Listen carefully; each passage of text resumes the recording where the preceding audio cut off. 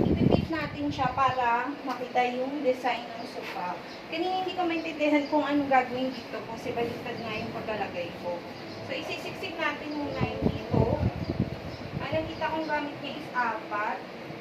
Tapos, dalawa-dalawa sa bawat gilid. Sana maganda yung fitting niya. Ayan. Kasi nakita ko sa Shopee, napakaganda ng ano nila. At ang dami rin nag-feedback na napakaganda nga nito.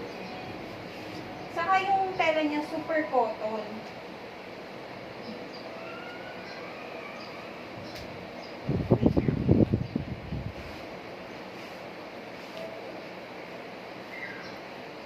Parang malaki siya. Hindi ko maano. Malaki siya.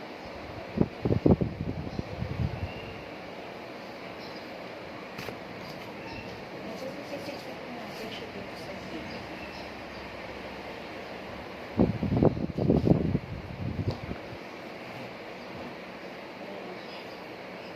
Ayan, kung makikita nyo, may pang-ipit siya sa ilalim. Ayan, para mag-fit siya. Para mag-fit yung ating sofa.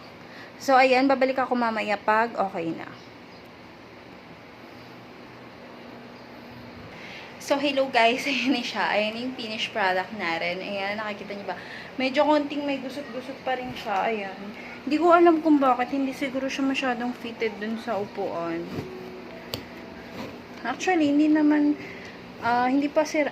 sira yung sofa namin. Ang gusto ko lang is huwag siya madumihan.